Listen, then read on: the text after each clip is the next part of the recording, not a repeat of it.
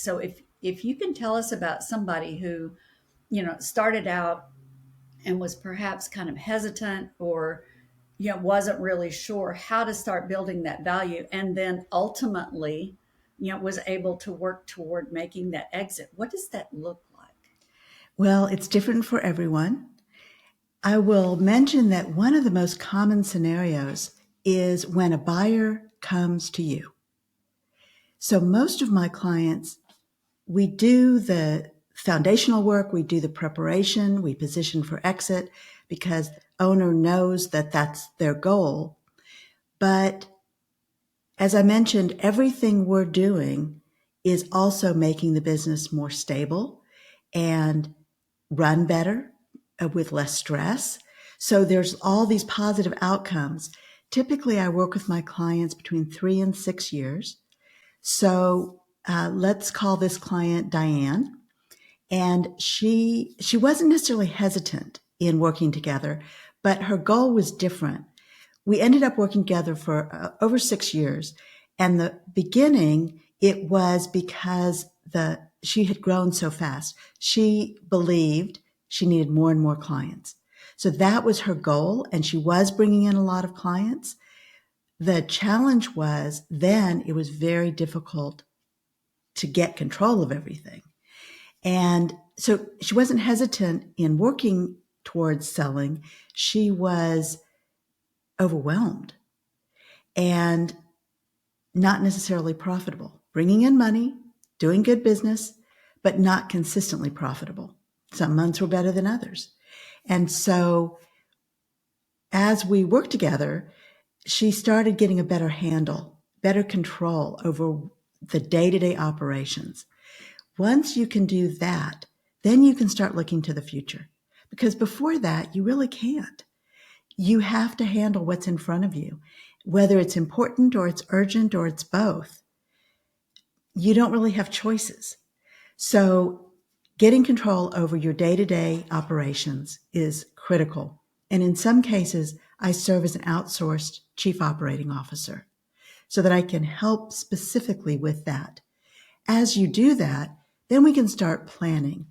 As I put together my framework for what I call an elegant exit, I developed a roadmap so that we can take it step by step in terms of what are the value drivers in your business, what levers do you need to pull, and the trick of this is that we don't always know. There's no formula for this because everything is contingent on the buyer, what they value.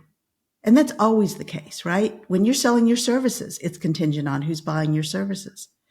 But it's on a bigger scale when you're getting ready to sell your company. So because of that, we need to be looking at different scenarios of, well, what if it's this type of buyer? What if it's this type of buyer? What if it's an employee? What if it's a family member? Because you have choices and there are so many options for selling your business. So with Diane, as we worked through getting control of her daily operations, making sure that her staff was stabilized, people didn't leave her employment because they really loved working with her, but some were more effective than others. So we needed to even out who her staff was. As we went through all those steps, then we could start working on the elegant exit roadmap and what she wanted. And this is a really difficult piece for most women because we don't always know what we want. We know what we should want, right? You should want a big check, right? You should want a big check and to ride off into the sunset, right? That's what we're told we should want. But that may not be what you want. Maybe you want to stay involved in some way. Maybe you love the intellectual stimulation. Maybe you want to continue with your purpose because you have a purpose, right? Right now as a business owner. But what happens when you're no longer the business owner?